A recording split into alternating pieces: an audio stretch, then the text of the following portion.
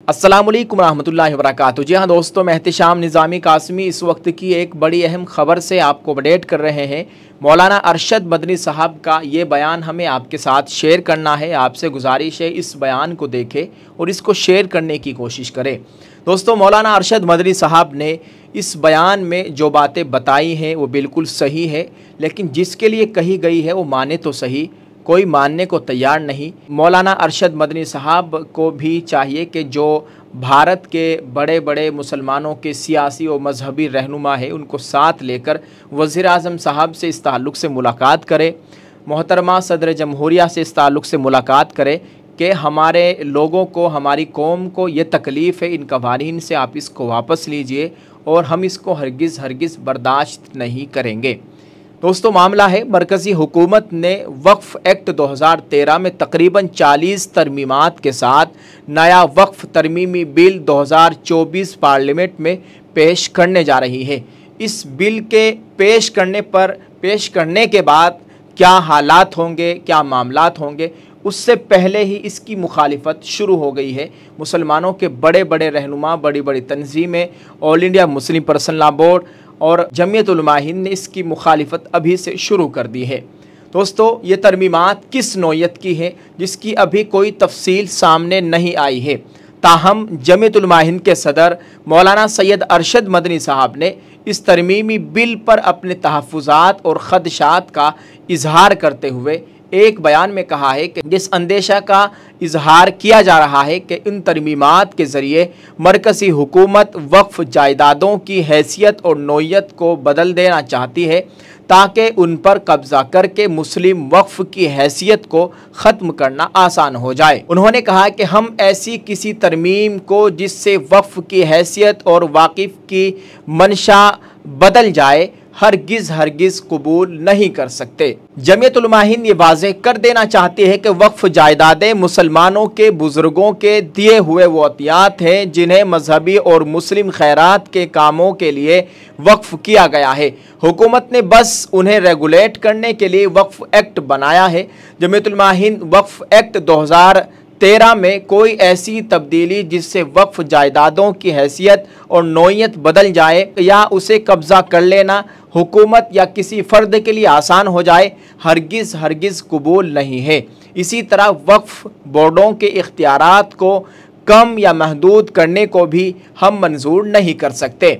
उन्होंने कहा कि जब से यह हुकूमत आई है, यानी मोदी सरकार आई है, तरह तरह के हीलों और बहानों से मुसलमानों को इंतशार और खौफ में मुब्तला रखने के लिए ऐसे नए कवानीन लाए जा रहे हैं जिससे शरई उमूर में मुदाखलत होती है। हालांकि हुकूमत ये बात अच्छी तरह जानती है कि मुसलमान हर खसारा बर्दाश्त कर सकता है, लेकिन अपनी शरीयत में कोई मुदाखलत बर्दाश्त नहीं कर सकता। मौलाना अरशद मदनी ने वजाहत की कि ये एक तरह से मुसलमानों को दिए गए आइन इख्तियारात में दानिस्ता मुदाखलत है।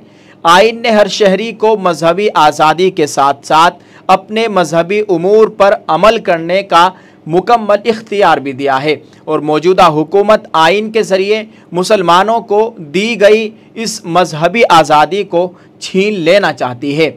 मौलाना मदनी ने आगे कहा कि मुसलमानों ने जो वक्फ़ किया है और जिस मकसद के लिए वक्फ़ किया है वाकिफ़ की मंशा के ख़िलाफ़ इस्तेमाल नहीं कर सकते हैं, क्योंकि ये प्रॉपर्टी वक्फ़ अल्लाह होती है। गवर्नमेंट की नीयत ख़राब है, हमारे मजहबी मसाइल में दखल देना चाहती है और मुसलमानों की अरबों खरबों की जायदादों को हड़प करना चाहती है, जैसा कि उसने माजी में खा वो यूसीसी का मसला हो या तलाक़ का मसला हो या नानो नफ्टे का मसला हो, इसने उसमें दखल दिया है। हमें ऐसी कोई तरमीम मंजूर नहीं जो वाकिफ़ की मंशा के ख़िलाफ़ हो या जो वक्फ़ की हैसियत को बदल दे।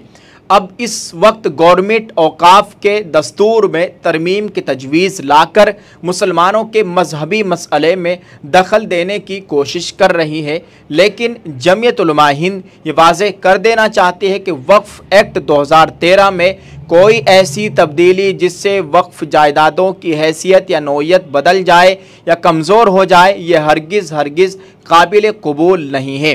जमीयतुल उलमा हिंद ने हर दौर में वक्फ अमलाक की, वक्फ की प्रॉपर्टी की हिफाजत को यकीनी बनाने के लिए मौसर इक़दामात किए हैं और आज भी हम इस अहद के साथ आगे बढ़ रहे हैं कि हिंदुस्तान के मुसलमान गवर्नमेंट के हर उस मंसूबे के ख़िलाफ़ होंगे जो जायदाद मौकूफ़ा की हिफाजत की ज़मानत न देता हो और जिसका इस्तेमाल वाकिफ़ की मंशा के ख़िलाफ़ हो। ज़रूरत पड़ने पर सुप्रीम कोर्ट के दरवाज़े पर दस्तक देने के लिए ख़ुद को तैयार कर चुके हैं, क्योंकि जमीयतुल उलमा हिंद असलाफ़ के असासों की सरकारी और गैर सरकारी सतह पर जारी रहने वाली तबाही पर खामोश नहीं बैठ सकती।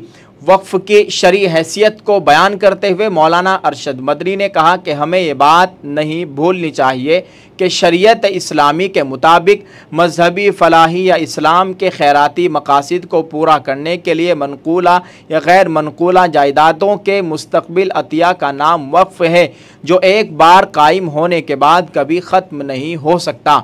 एक बार वक्फ का इतलाक़ होने के बाद वाकिफ़ जायदाद मौकूफ़ा का मालिक नहीं रहता, बल्कि वो जायदाद अल्लाह की मिल्कियत में मुंतकिल हो जाती है। लेकिन गवर्नमेंट बराबर मुदाखलत कर रही है। दिल्ली में मसाजिद को शहीद करा रही है और हज़रत निज़ामुद्दीन में तिकोना कब्रिस्तान पर सैकड़ों करोड़ों के वक्फ कब्रिस्तान पर कब्ज़ा करने के करीब है। उन्होंने मौजूदा हुकूमत में शरीक उन सियासी पार्टियों को ख़बरदार किया जो ख़ुद को सेकुलर कहती हैं कि वो ऐसे किसी भी बिल को पार्लियामेंट में मंजूर ना होने दे और उसकी मुखालिफत करे।